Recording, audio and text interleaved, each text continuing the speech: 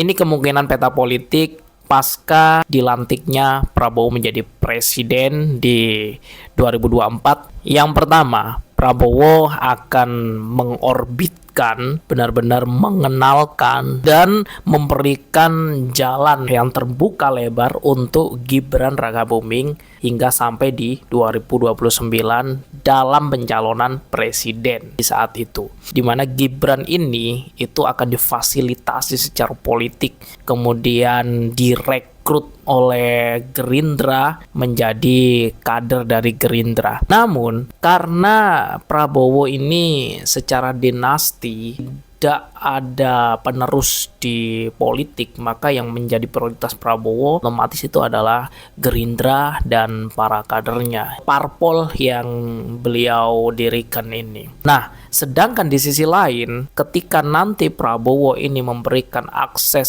selebar-lebarnya, seluas-luasnya untuk Gibran Rakabuming supaya dia ini nanti bisa mulus di Pilpres 2029, yang mengkhawatirkan mungkin dari sisi Prabowo itu adalah eksistensi dari parpolnya. Karena apa? Karena di sini Gibran dan Pak Jokowi ini dekat sekali secara emosional dengan PDIP. Khawatirnya nanti ini eksistensi Gerindra akan terusik di situ dengan bersatunya kembali kekuatan Prabowo berserta keturunan-keturunannya dengan PDIP yang secara historis memiliki ikatan emosional yang begitu kuat. Saya kira opsi yang pertama ini akan sangat beresiko bagi Prabowo, khususnya pada Gerindra atau parpol yang dia dirikan ini. Nah, kemungkinan yang kedua yaitu Prabowo ini menarik sosok kuat lainnya yang mana bisa melanjutkan eksistensi dan menjaga eksistensi dari Gerindra. Siapa itu?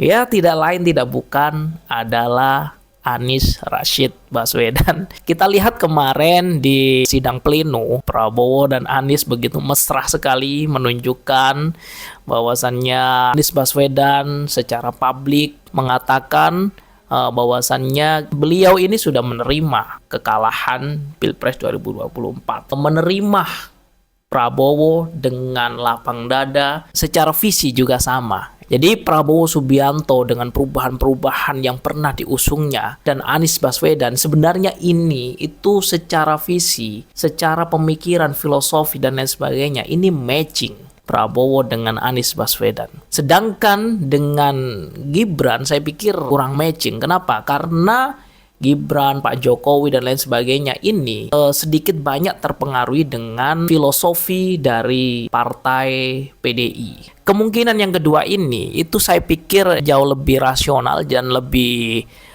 logis. Karena apa? Karena yang pertama, dengan Prabowo memberikan porsi kepada Anies dan memperkuat jabatan-jabatan strategis ketika Prabowo menjadi presiden 2024-2029, ini akan menjaga eksistensi dari satu-satunya pewaris kekuasaannya Prabowo nanti, yaitu Gerindra. Ini akan mengunci dari kekuatan PDI dan Jokowi beserta keturunan-keturunannya.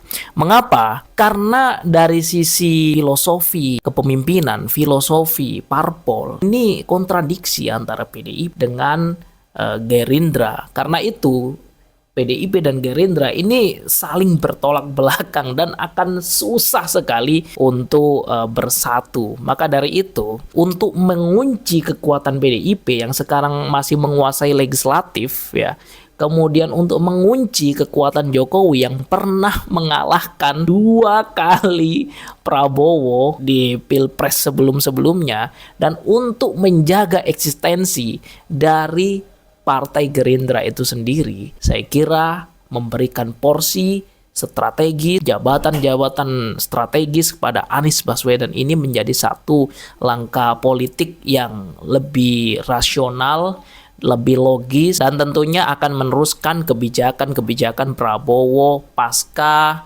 beliau menyelesaikan jabatannya sebagai presiden 2024-2029. Menurut kalian bagaimana guys? Silahkan tulis di kolom komentar kalau kalian setuju.